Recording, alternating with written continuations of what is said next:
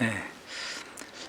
예수님은 우리의 대제사장이 되십니다. 그분께서 이 땅에 오셔서 고난받으시고 부활하심으로 누구든지 예수 믿는 자는 하나님께 나갈 수 있는 길을 열어놓으셨습니다. 그래서 그 예수님을 잘 믿어야 되겠죠. 주님 만나는 날까지 끝까지 굳게 잡아야 됩니다. 그래서 우리가 예배도 하고 또 주중에 모임도 하고 기도도 하면서 사는 것입니다. 그런데 성경을 보면 그 다음에 우리에게 있는 대제사장은 15절에 우리의 연약함을 동정하지 못하실 리가 아니요. 즉 우리 연약함을 동정하신다는 거죠. 궁일이 여겨주신다는 겁니다. 그런데 거기서 끝나는 것이 아니라 모든 일에 우리와 똑같이 시험을 받으신 이로되 죄는 없으시다 그랬습니다. 중요한 것은 예수님이 우리를 사랑하신다는 것, 궁일이 여겨주신다는 걸 압니다. 그런데 모든 일에 우리와 똑같이 시험을 받으셨다는 겁니다. 저는 이 말씀이 얼마나 위로가 되는지를 모르겠어요. 지금 내가 겪고 있는 일들, 가족 간에, 이웃 간에, 또 학교 다니면서, 직장에서, 사업을 하면서 겪는 많은 여러 가지 어려움들이 있습니다. 상처도 있고 좌절도 있고 불안도 있고 근심도 있고 아픔도 있습니다. 이것을 과연 예수님이 아실까? 모르실까? 내가 겪는 걸 어떻게 예수님이 아셔? 보통 이렇게 생각하기가 쉽습니다. 그분은 전능하신 분이니까, 또 죄가 없는 분이니까 이런 거를 겪어보셨을까? 그런데 성경을 자세히 보면 모든 일에 우리 어린 학생들이건 청소년들이건 청년이건 장년이건 할머니 할아버지들이건 나이와 직업과 성별에 관계없이 모든 일에 우리와 똑같이 시험을 받으셨다는 거예요. 고난을 겪으셨다는 겁니다. 그러니까 내가 겪고 있는 이 감정적인 문제들, 정신적인 문제, 또 육체적인 질병의 문제들 주님이 다 겪으셨다는 겁니다. 똑같이 시험을 받으신 분인데 나와 다른 것은 그분은 죄가 없다. 즉 죄 없는 육체를 입고 오셨어요. 하나님의 아들이시기 때문에 죄가 없습니다. 우리는 죄가 있습니다. 그러니까 예수님과 우리가 똑같은데 다른 것은 이 한 가지입니다. 우리랑 똑같은 육체예요. 똑같은 감정과 생각입니다. 예수님도 피곤하시고 주무셔야 됩니다. 시장길을 느끼셨습니다. 배고프십니다. 먹어야 됐습니다. 때리면 아픕니다. 찌르면 피가 납니다. 죄가 없다고 아프지 않고 피 안 나오는 게 아니에요. 배 안 고프고 졸리지 않는 게 아니에요. 죄만 없지 우리와 똑같은 육체입니다. 그래서 주님께서는 우리가 이 땅에 살면서 태어나서 죽을 때까지 겪는 모든 어려움들을 직접 육체를 입고 이 땅에 와서 태어나시고 공생애를 사시기까지 사셨기 때문에 다 겪으셨다는 거예요. 다 아신다는 겁니다. 전능하신 분이기 때문에 아시는 것이 아니라 직접 이 땅에 오셔서 육체를 입고 겪으셨기 때문에 너무 잘 아시는 거예요. 그래서 16절에 보면 그러므로 우리는 긍휼하심을 받고 긍휼하심만 받고 끝나는 것이 아니라 때를 따라 돕는 은혜를 얻기 위하여 어렸을 때, 청소년 때, 젊었을 때, 결혼해서, 자식 낳아서, 나이 늙어서 겪는 많은 여러 가지 어려움이 있을 텐데 그때마다 도와주시는 하나님의 은혜가 있다는 것입니다. 할렐루야. 어떻게 도우셔? 겪어보셔서 너무나 잘 아시는 거예요. 전능하셔서 하시는 것도 있지만 친히 겪어보셔서 너무나 잘 아시기 때문에 그때마다 우리를 도우신다는 겁니다. 이 은혜를 얻기 위해서 은혜의 보좌 앞에 담대히 나가라고 성경은 우리에게 권면하고 있습니다. 그래서 저는 이 말씀 중에 모든 일에 이거는 예수님이 모르시겠지, 거룩하신 분이니까, 아니에요. 아신다는 거예요. 어떻게 아셔? 겪으셨다는 겁니다. 성경에 분명히 말하고 있지 않습니까? 우리와 나와 똑같이 시험을 받으셨다고 그랬습니다. 그래서 히브리서 2장 18절에 보면 그가 시험을 받아 고난을 당하셨은즉, 시험 받을 때 기쁩니까? 괴롭습니다. 슬픕니다. 아픕니다. 낙심이 됩니다. 두렵습니다. 이 모든 것들을 겪으셨기 때문에 시험 받는 자들을 능히 도우실 수 있느니라. 할렐루야. 그래서 내 사정을 누가 잘 알까? 지금 내 답답함과 이 무거운 마음, 이 불안함을 누가 알 수 있는가? 아무도 모르죠. 어떤 경우는 나도 모르는 것이 있을 수가 있어요. 근데 예수님은 잘 아신다는 겁니다. 이것이 우리에게 은혜가 되고 위로가 되기를 바랍니다. 그 어린아이를 한 2살 정도 됐나요? 돌 지나서 말 조금 할 수 있는 어린아이를 키우는데 이제 어머니가 이 두 가정이 있습니다. 한 집은 이제 아이가 어떤 걸 만들었어요. 만들었는데 장난감 만드는데 형이 와가지고 부셨습니다. 그러니까 애가 막 울죠. 속상해가지고 막 울어요. 그리고 우리 어머니들 애가 막 울면 어떻게 합니까? 뭐 형이 또 어떻게 동생 괴롭혀서 운다는 거 뻔히 알지 않습니까?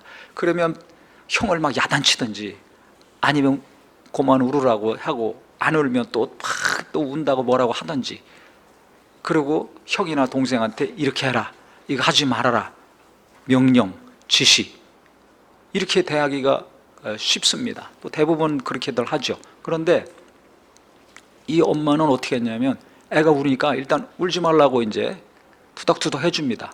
그 엄마가 또 가까이 있으니까 어떻게 더 울죠? 막 더 울어 제끼는 게, 울지 말라고, 왜 울어 왜 울어, 형이 이 장난감 부서뜨렸다고 하니까 그 다음 형을 야단친 것이 아니라 이 엄마가 하는 거는, 아 그래? 어우 우리 아들 그 장난감이 부셔져서 너무 속상하겠네. 그러니까 애가 더 우는 거죠. 엄마가 알아주니까. 그러다가 더 우니까 얼마나 마음이 아파, 너무 속상하지. 그 몇 마디 해줬더니 그 다음에 좀 울다가 애가 딱 우는 걸 그치는 거예요. 제가 그거 보고 깜짝 놀랐어요.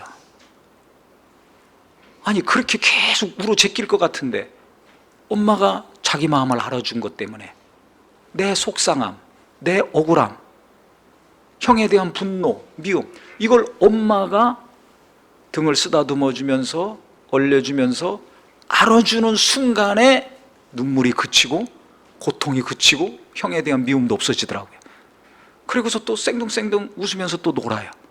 야, 그 굉장히 저 인상 깊게 봤습니다. 그러면 이 아이가 뭐 때문에 눈물이 그치고 슬픔이 그치고 평안을 찾았을까요? 엄마가 자기 마음을 알아준 것 때문에. 장난감이 더 좋은 게 와서가 아니에요. 엄마가 형을 야단쳐서가 아니라 형이 와서 자기한테 무릎 꿇고 사죄한 것도 아니에요. 엄마가 내 마음을 알아줘. 공감이 됐을 때 문제가 해결이 됩니다. 공감이 중요한 거예요. 공감. 또 한쪽 집은, 그 집은 딸인데 연령대가 비슷합니다. 엄마도 젊고. 근데 이제 애가 또 울어요. 뭔가 욕구 불만이 있거나 문제가 있으니까 애가 우는 거죠. 우니까 엄마가 어떻게 하냐면 평소 하는 대로, 왜 울어? 아, 뭐 때문에 운다고. 이렇게 하라고 그랬잖아. 하지 말라고 그랬잖아. 이렇게 얘기합니다. 그런다고 애가 안 옵니까? 계속 우니까 엄마도 짜증나고 신경질 나는 거죠. 그 뭐라고 해요. 그래도 계속 울어. 그러면 엄마 나가버린다. 그리고 진짜 문 밖으로 나가버렸어요. 방 바깥으로. 그러니까 애가 눈물을 그치겠습니까? 더 울겠습니까? 더 울죠. 하긴 자기가 지금 뭔가 괴로워가지고 문제가 있어서 막 우는데 엄마는 평소 하던 대로 하는 거예요. 뭔가 지시하거나 엄마 입장에서만 얘기하는 거죠.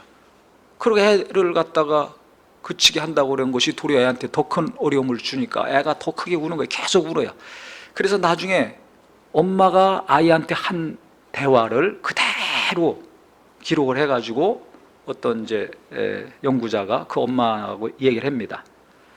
그 엄마가 딸한테 말한 거 그대로 이 사람이 얘기를 해주는 거예요. 엄마한테 딱 얘기해주고, 어떻게 느끼십니까? 했더니 그 엄마가, 거리가 멀게 느껴집니다.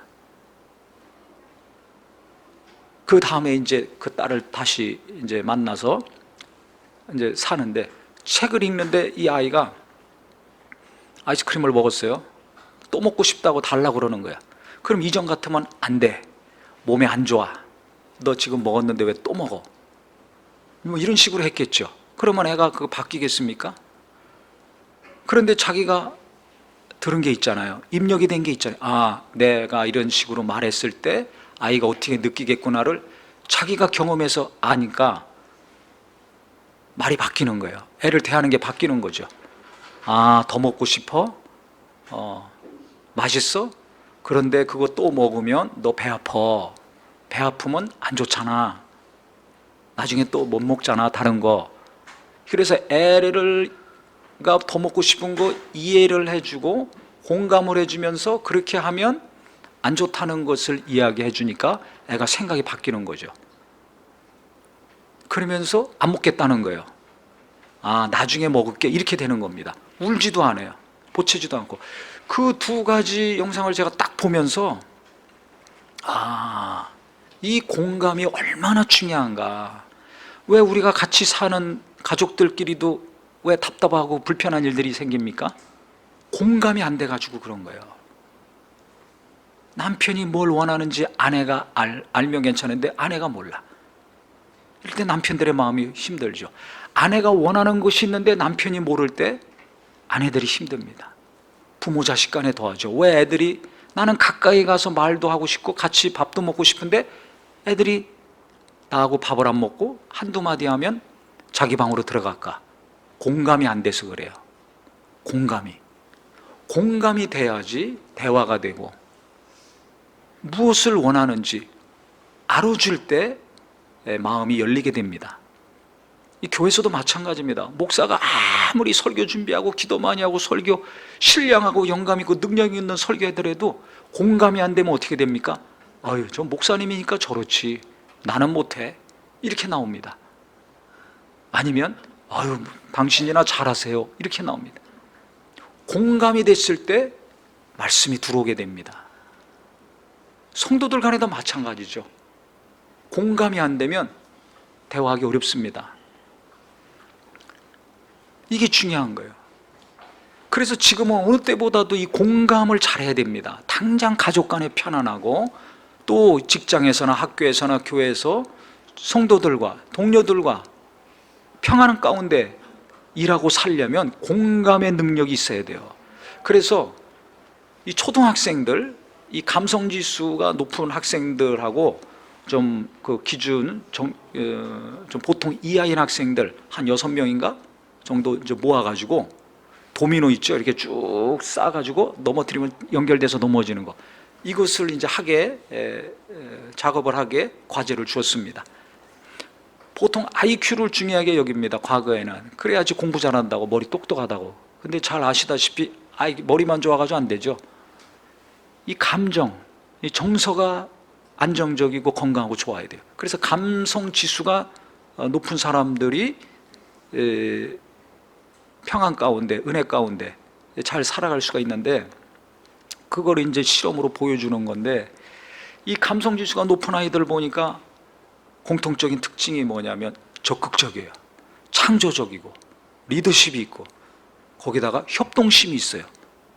그래서 이것을 어떻게 해야 될지 아주 자기들끼리 착착착착착 해서 잘 합니다. 완성도도 높아요. 중간에 누가 실수해서 다 무너졌어요. 다시 해야 됩니다. 그런데도 낙심은 조금 되지만 좌절하지 않고 다시 해요. 근데 이 감성지수가 낮은 학생들을 보니까 어떻게 하냐? 협동심도 없어. 각자 뿔뿔이. 리더십도 없어. 완성도도 낮아. 실수해서 무너졌을 때 너무 좌절해. 창조적인 아이디어도 없어요. 완성했을 때도 여기는 실험을 해보니까 중간에 멈춰. 끝까지 쓰러져야 되는데 안 쓰러져요. 여러 가지. 또 배를 타고 가는데도 앞서가는데 이 감성지수가 높은 애들은 낙심하잖아요. 아, 우리가 따라잡을 수 있어. 이렇게 생각하고 갑니다. 그게 결국 앞서가요.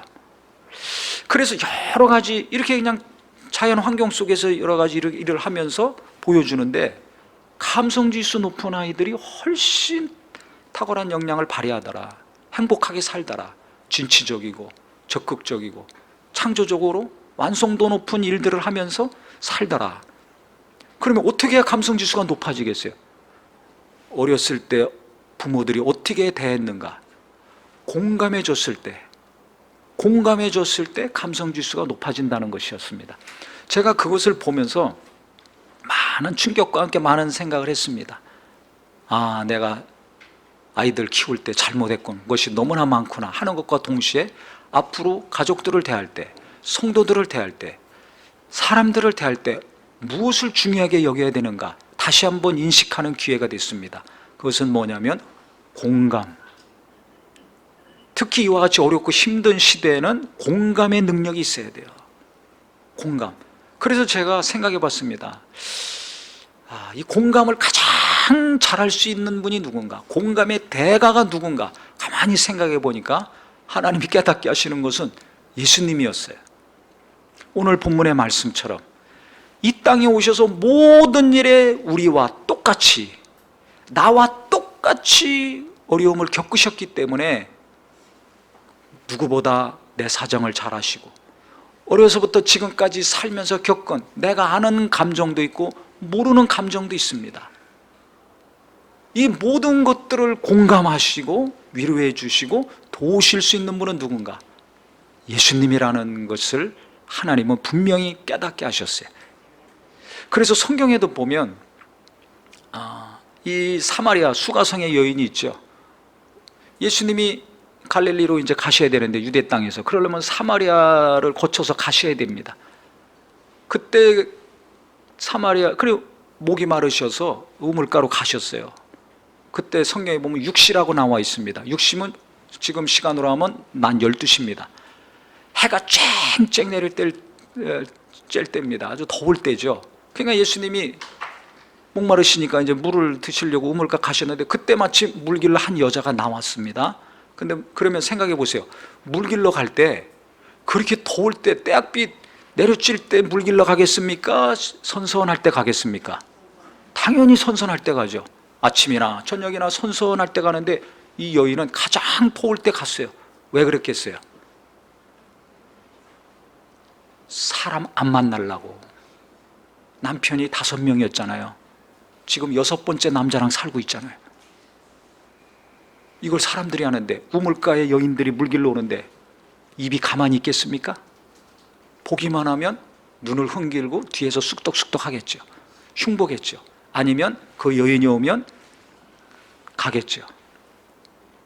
그러니까 이 여인은 자기의 삶이 너무 기가 막히고 남들한테 말할 수 없을 정도로, 자기 스스로 격리시켜서 소외된 삶을 살아야 될 정도로 한이 많고 아픔이 많은 여인이었습니다. 우리가 그럴 때 있어요. 사람 만나기 싫을 때 있죠.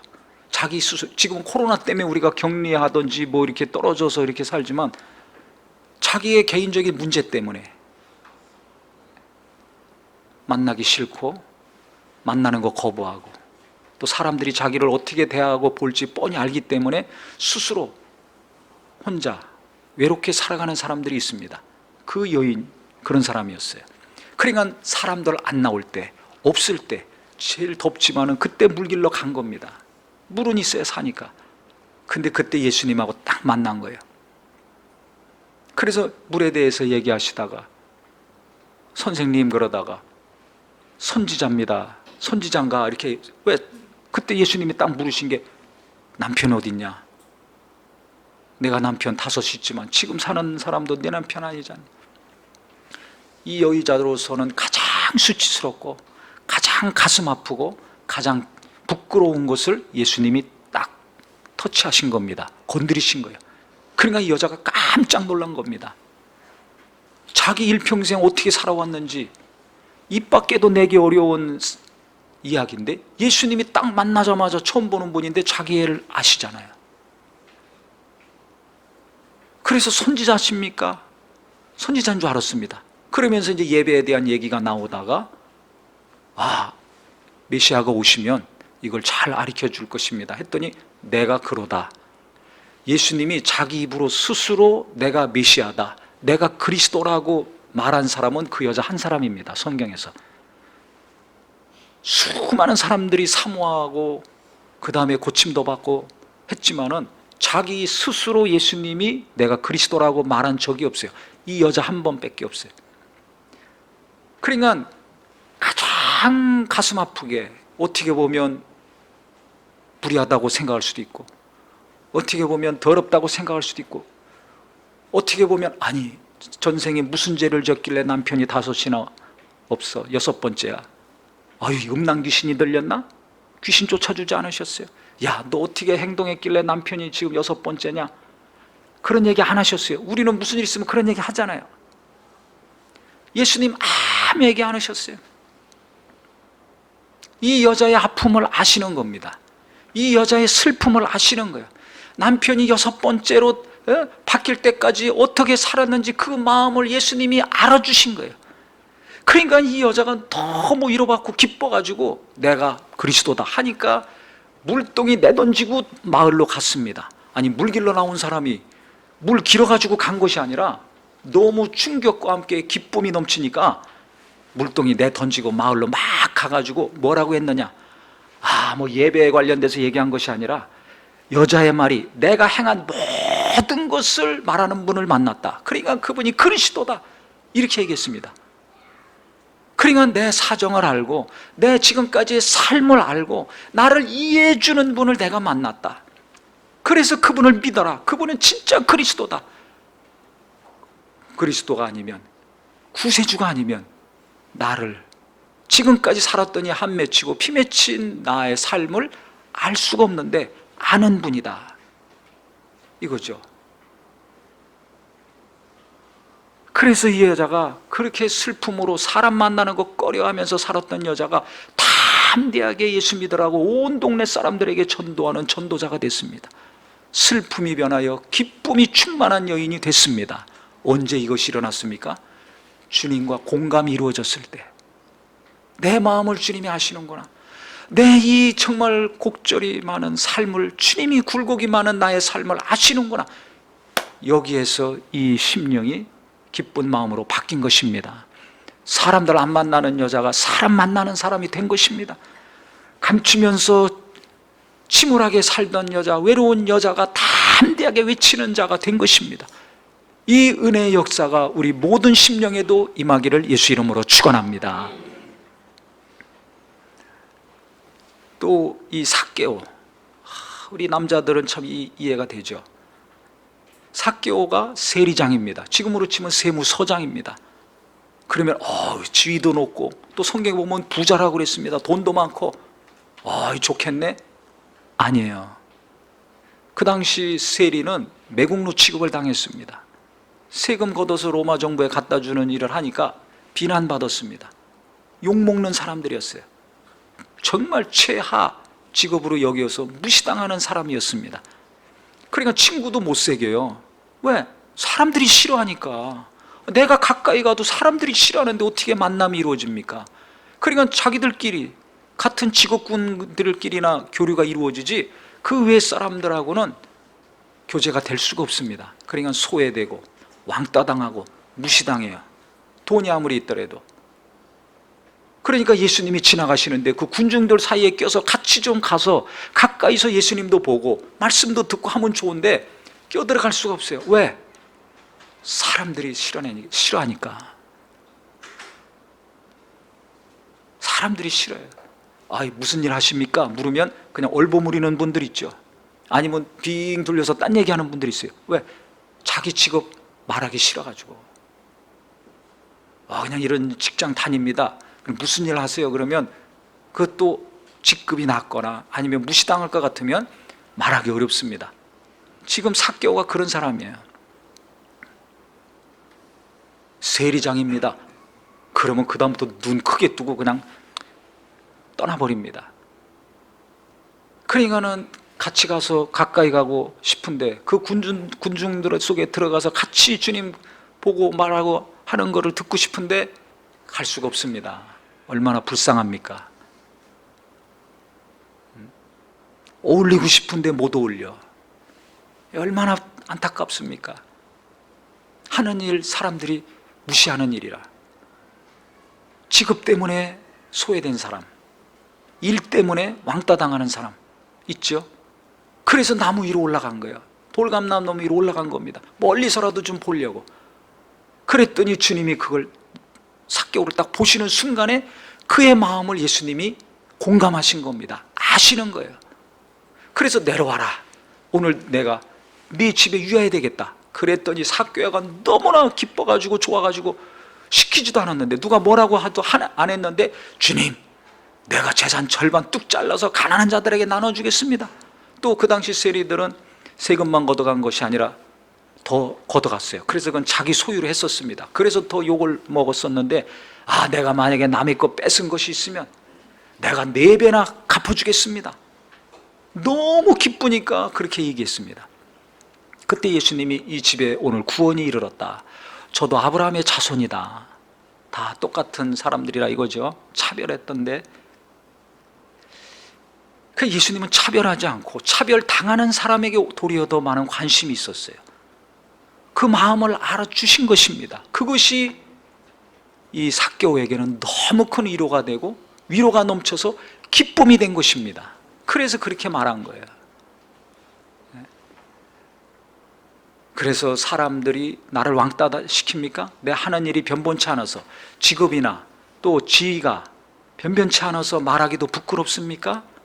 사람들이 무시합니까? 떳떳한 직업, 높은 지위에 있는 사람보다 그런 사람에게 주님은 더 많은 관심을 갖고 계시고 더 가까이 하신다는 걸 믿으시기를 예수 이름으로 축원합니다. 어떤 자에게 하나님이 관심이 있는가? 어떤 자에게 예수님이 특별히 관심을 갖고 더 가까이 가셨는가? 이것을 우리가 생각할 때, 내가 잘 나갈 때보다 못 나갈 때, 남들은 척척척 잘하는데 나는 힘써도 안 될 때, 그때 하나님은 내게 더 가까이 하시고 내게 관심이 있다는 거 절대 믿으시기를 바랍니다. 난 사랑 안 해, 저 사람만 사랑해, 나는 미워하나 봐. 그게 아니에요. 우리가 성경을 보면 알 수 있잖아요. 진짜 불쌍한 사람이 또 있습니다. 그 병자들 많이 와서 고침받았는데 38년이나 병을 못 고침받고 아픈 사람이 있었죠. 이 베데스다 목가가 있는데 천사가 가끔 와서 물을 움직이게 합니다. 그럼 그때 빨리 물속에 들어가면 나섰어요, 사람들이. 그러니까 그 베데스다 목가에는 모든 환자들이 다 몰려 있는 거예요. 들어가기만 하면 나서니까. 그런데 이 사람은 38년 동안 고침을 받지 못했습니다. 왜? 자기가 가기 전에 딴 사람이 가서 나선 받으니까. 근데 예수님이 거기 오셨어요. 그 목가에 오셨는데 누구에게 가셨습니까? 그 많은 각색병든 자가 있는데 제일 오래되고 기운 없고 도와줄 사람도 없는 이 38년 동안 앓고 있는 사람에게 가셨습니다. 가가지고 뭐라고 하셨는가? 요한복음 5장 6절에 보면 예수께서 그 누운 곳을 보시고 병이 벌써 오랜 줄 아시고 이르시되 내가 낫고자 하느냐? 그 수많은 환자들 중에 얼마나 병자들이 많겠습니까? 그 중에 예수님이 찾아가신 사람은 이 한 사람이에요. 어떤 사람이에요? 가장 오랫동안 앓은 사람. 간호해 주거나 돌볼 사람이 없이 혼자 외롭고 고독하게 좌절과 낙심과 슬픔 가운데 누워있던 사람이었습니다. 무슨 기운이 있겠습니까? 사람들이 가서 고침받는 거 볼 때마다 좌절은 깊어지고 슬픔이 커지는 사람 아닙니까? 낯선 사람은 좋다고 막 기뻐 뛰지만 기뻐 뛰는 것을 볼 때마다 이 사람의 마음은 무너지고 무너지는 사람입니다. 내가 열심히 공부했는데 합격을 못했어. 나도 저 사람과 똑같이 공부했는데 점수가 안 나올 때, 똑같이 사업하고 똑같이 일했는데 저 사람은 되는데 왜 나는 안 돼? 이럴 때 있잖아요. 그게 계속 반복돼. 얼마나 좌절이 됩니까? 얼마나 낙심이 됩니까? 38년 동안 병을 달고 살았습니다. 이걸 예수님이 아시는 거예요. 이 사람의 마음이 얼마나 슬픈지, 얼마나 아픈지, 얼마나 외롭고 고독한지 다른 사람은 모르지만 예수님은 그 마음 깊이 있는 그 감정을 알고 계시는 겁니다. 그러니까 이 사람한테 찾아가신 거예요. 내가 낫고자 하느냐? 했더니 내가 낫길 원합니다. 이렇게 얘기해야 될 거 아닙니까? 아니면 보통 병든 사람들이 어떻게 나섰습니까? 고래고래 소리 질러서 고쳐달라 그러든지, 아버지가 와서 애걸복걸 그래서 딸을 살리든지, 친구들이 와서 남의 집 지붕 뜯어가서 중풍병자 내리달아서 고침받게 하든지 하지 않았습니까? 그런데 이 사람은 지금 예수님이 지금 자기 앞에서 물으시는데도 불구하고 뭐라고 대답했는가? 병자가 대답하되, 주여, 물이 움직일 때 나를 못에 넣어주는 사람이 없어서 내려가는 동안에 다른 사람이 먼저 내려가나이다. 이 말 한마디 했어요. 고쳐달라는 얘기도 없고, 자기가 얼마나 알았는지 지금까지 역사를 얘기하지도 않고, 내가 갈라 그러면 딴 사람이 가서 먼저 고침 받습니다, 이 얘기만 한 겁니다. 그 이면에는 뭐가 있는 겁니까? 쳐다만 보고 있습니다. 나도 낫기를 원하는데 다른 사람이 먼저 가기 때문에 나는 지금까지 고침받지 못하고 있습니다. 다른 사람은 일이 잘 되고 자식도 잘 되고 사업도 잘 되고 신앙생활도 잘 되고 응답도 잘 받는데 나는 이것도 안 되고 저것도 안 되고 계속 그거 쳐다만 보고 고통 가운데 있습니다. 그러니까 정말 슬픔과 절망이 가득 찬 상태죠. 그러니까 이렇게 말하지 않습니까? 고쳐달라고 얘기도 못합니다. 그 정도로 절망 가운데 있습니다. 그랬더니 예수님이 그 다음 아무 얘기 안 하시고 일어나 네 자리를 들고 걸어가라 말씀하셨어요. 그 자리에서 고쳐주셨습니다. 할렐루야. 내가 가장 일이 안 되고 가장 절망 가운데 슬픔이 차곡차곡 쌓여서 도무지 고쳐달라고 해결해달라고 라는 말도 기도 한마디도 못 나올 정도 됐을 때 예수님은 바로 그자에게 찾아가셨고 그의 문제를 해결해 주셨습니다. 이것이 우리에게 은혜요 소망이 되기를 예수 이름으로 축원합니다. 그러니까 성경을 보면 이와 같이 가장 연약한 자, 슬픔이 많은 자, 심령에 애통함이 있는 자들 주님이 더 가까이 하시고 관심을 가지신 것을 볼 수가 있어요. 그것도 그냥 능력이 많으셔서 능력을 베푸신 것이 아니라 그들의 마음을 알아주셨습니다. 공감해 주신 거예요. 공감해 주신 거예요. 저도 제가 은혜 받고 거듭나서 너무 은혜가 커가지고 대학 졸업하자마자 이제 풀타임으로 이제 헌신해서 사역을 할 때인데, 그때는 뭐 은혜 받았으니까 아침에 눈 뜨면 2시간, 3시간씩 날마다 부르짖어 기도했습니다. 날마다 부르짖어 기도한, 집이 떠내려갈 정도로 그렇게 기도하고 복음을 전하고 막 강력하게 말씀 전하고 그렇게 살 때인데, 어느 날 갑자기 무너지기 시작하는 거예요. 마음이 무너지고 생각이 무너지고 의지도 무너지고 육체까지 다 무너졌어요. 그래서 일어날 수가 없습니다. 젊은 20대 중반 때니까 뭐 특별한 병이 있는 것도 아니에요. 일어나지를 못하는 거예요.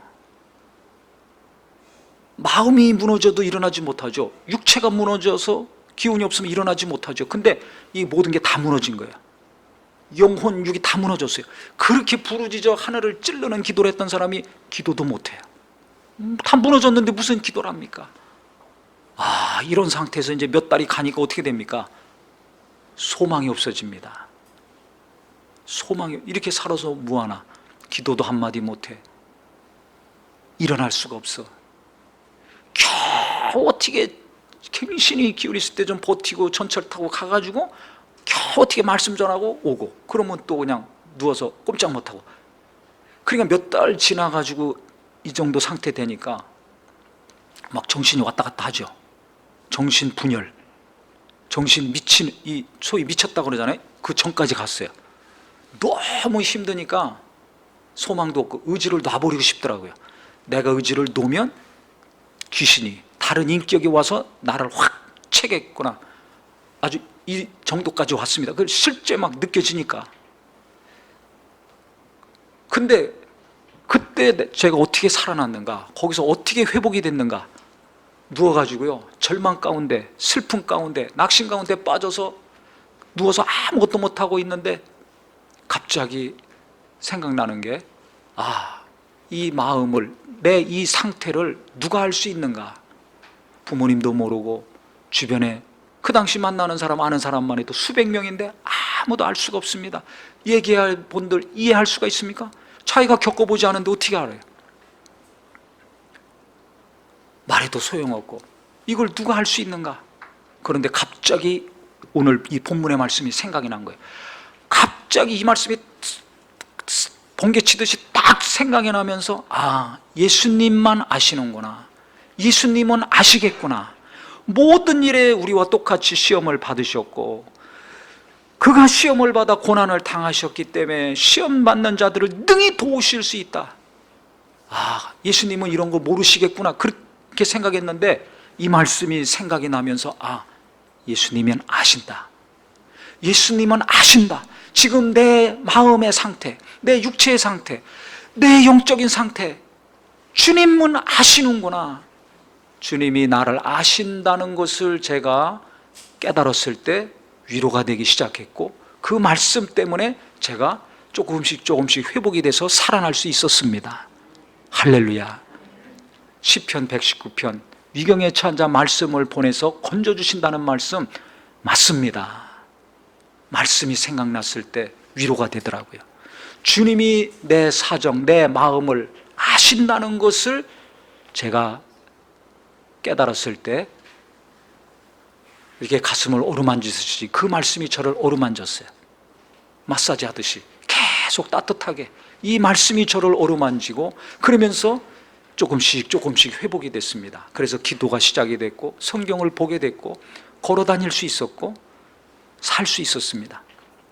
그래서 중요한 것은 주님이 나에 대해서, 그 어린 나이, 어려서부터 엄마가 공감해 줘서 슬픔이 그치고 상처가 아물고 살은 그런 아이와 엄마가 하면 돼, 이거 해, 이거 하면 안 돼, 이렇게 자란 아이와 차이가 많겠죠. 하지만 공감이 됐을 때, 공감이 됐을 때, 부모랑 공감이 되든지 친구들과 공감이 되든지 사람들과 공감이 됐을 때 훨씬 안정적이고 건강한 삶을 살 수 있는데, 결정적인 것은 예수님이 제일 공감을 잘할 수 있는 분, 모든 일에 있어서 언제든지 어느 상황에서든지 주님만이 나를 잘 아시고 내 상태를 잘 아시고 나를 도우실 수 있는 분이라는 것을 우리가 믿고 계속해서 예수님 의지하고 예수님 깊이 생각하며 산다면 때를 따라 돕는 은혜를 우리가 받을 것이고,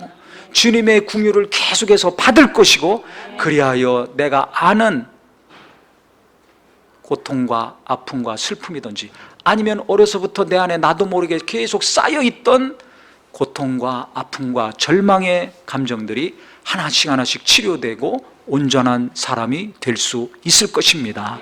그래서 우리가 부부간에, 부모 자식 간에, 동료 간에, 성도 간에 공감하려고 어떤 말을 하거나 행동을 하면 그것만 보고 뭐라고 할 것이 아니라, 왜 이 사람이 이렇게 말하는가, 왜 이 사람이 이렇게 행동하는가, 그 마음을 알아주고 이해하려는 은혜가 있으셔서 기도 가운데 공감을 이곳저곳에서 많이 하심으로 좋은 관계를 지속할 뿐만 아니라, 그것이 되기 위해서 먼저 예수님이 나와 공감을 잘 하시는 분이라는 것을 절대 믿으심으로 예수님 안에서 날마다 위로받고 고침받고 슬픈 마음이 삭개오처럼, 이 사마리아 우물가의 여인처럼 38년 동안 앓았던 외로운 이 병자처럼 기쁨으로 변화되는 마음과 육체가 되기를 예수 이름으로 축원합니다. 예수 이름으로 축원합니다. 기도하겠습니다.